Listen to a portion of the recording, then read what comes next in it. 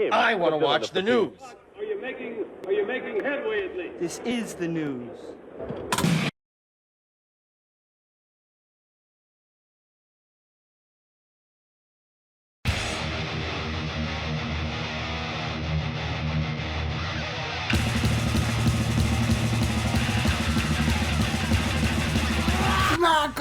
It's time for the only news that matters. And in a new interview with Los Angeles-based music journalist Lindsay Parker, Journey's guitarist Neal Schon was asked about how he and keyboardist Jonathan CAIN have managed to mend fences after publicly feuding over several issues, including Neal's allegedly causing over $1 million in personal expenses to be charged to the band's shared American Express card, and Schon demanding that CAIN stop playing events for some political stuff that I don't want to get into. And he said, "We just decided that the music is the music.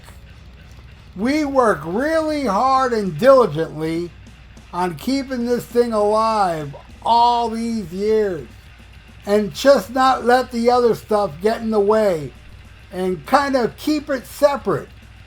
It's all right for us to have separate beliefs on everything. It was actually a rule that way before Jonathan was in the band and they were better, that our manager made us all that we would never have politics involved in our music or any one religion, because Journey music is for everyone. Every time you get political and you segregate, you're going to lose fans. And why would you want to do that? Just keep it open for everyone and be able to enjoy your music as music." Ask how he feels about certain Journey songs getting used for a cause or a candidate at a rally or whatever that is not in line with his personal beliefs. Neal Schon says, "I'm not a fan of it. No, I'm not a fan of it. But it doesn't matter. It's not one way or the other.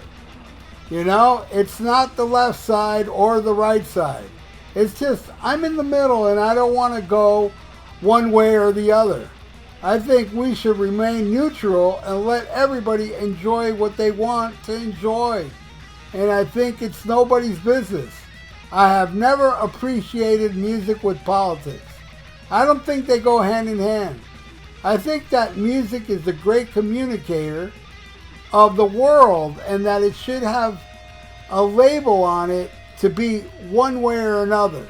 Well, all right, as we've known for many months now, it's been very quiet as far as the drama in Journey, which was pretty thick a while back with Jonathan CAIN blaming Neal Schon for spending money, and Neal Schon getting pissed at Jonathan CAIN for playing Journey music at some political event, and they went after each other, but man, they stayed in the band because money.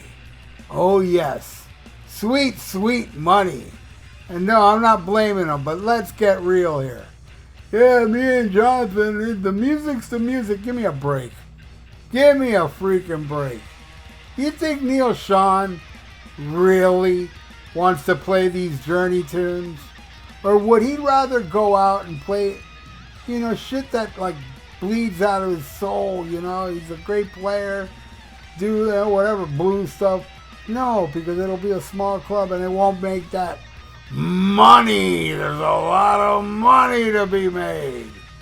And, they weighed their options, him and Jonathan CAIN going after each other to the point where it's like, hey, man, maybe something here is going to fracture and you and I will not be getting the same amount of money, the great money we're making out there with a little Filipino that sounds like Steve Perry for money. It's just too bad because he's done some great stuff outside of Journey. Like, I have 2 albums from Neal Schon and Jan Hammer, and I think they're great, great albums, man. No More Lies. I love... Neal Schon's got a great voice. He sings on these albums, and just great stuff. It's a shame it didn't take off, because if it did take off, and it was huge like Journey, then you can bet your ass he'd be doing Neal Schon and Jan Hammer for money. But it doesn't make as much. But it's good stuff. And that band, what is it? SHAS? Whatever. And musically it's a good album. It's just a terrible singer. I can't stand that guy's voice in that band. Sammy Belcher. His voice grates on me. But there's some good songs on there. Riff-wise, music-wise. It's a shame that didn't take off, you know? Where he could have, you know, done that instead of Journey for money. You know? But, you know, there was a time, you know, he tried, he attempted to go on without Journey with some terrible bands. I think one was called Bad English. Oh my God. That was so formulaic. Oh my God, that was terrible. What was that song, When I See You Smile or something like that? I saw John Wade. Who did he open? Pat Benatar. He opened for Pat Benatar and it was just an acoustic thing. And yeah, I remember he did that one. When I See You Smile. Oh my God, it's just this hair band shit. And then he went and did another band. But that one, Bad English, was with Jonathan Cain. And John Wade and that drummer. That later is in Journey now, that drummer. Whatever his name is. Great singer. Sings those Steve Perry songs. Awesome. Dean Castronovo, that's his name. He's a great drummer too. I believe he played on Osmosis, the Ozzy album. Pretty sure he did, but yeah, he's an awesome drummer. But man, I was totally shocked when I saw Journey with him. And he sang, I think he sang like Open Arms or something. And it was amazing. I mean, really, really good. The guy should sing the whole damn song. I mean, the whole damn show. But, you know, I mean, that's the thing. Journey's got to be out there with Steve Perry clone, because I was very lucky.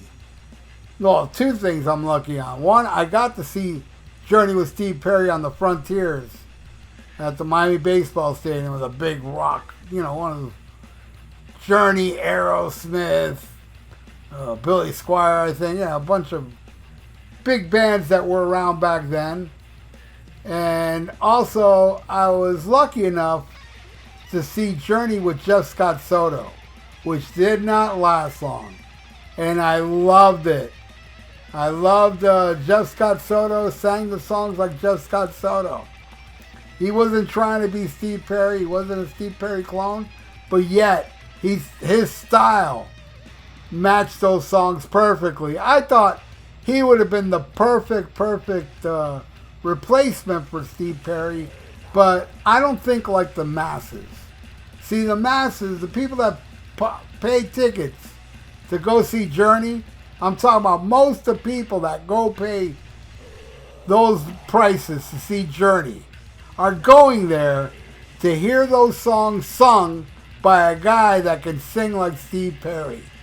Period. You know? They will not accept anybody that doesn't sound like Steve Perry. And me, I accept them with Jeff Scott Soto. It's just a shame they never did an album. And, you know, what I understand, it was mainly Jonathan Cain that had him kicked out of the band. One of the many reasons I don't like Jonathan Cain.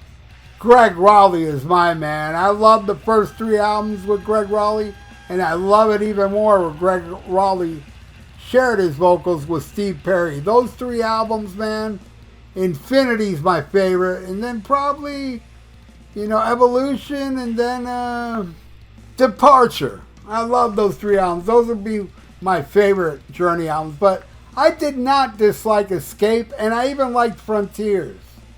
But not as much as the stuff before, because I miss Greg Rowley's voice.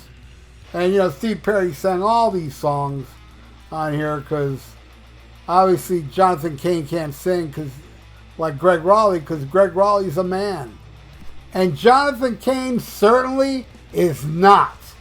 Thank you, everybody, for watching The Only News That Matters. What do you all think? Leave it in the comments below. Do you think that Neal Schon would rather be doing other stuff than Journey if he got a lot of money for those other projects? I think he would. What do you think? And please subscribe to my channel if you haven't, and ring that little notification bell, and also like the video, because that is very good for the YouTube algorithms. So stay frosty, listen to Black Sabbath, and smack 'em a gob. Farewell and adieu to you fair Spanish ladies. Farewell and adieu, you ladies of Spain. For we've received orders for to sail back to Boston, and so never more shall we see you again.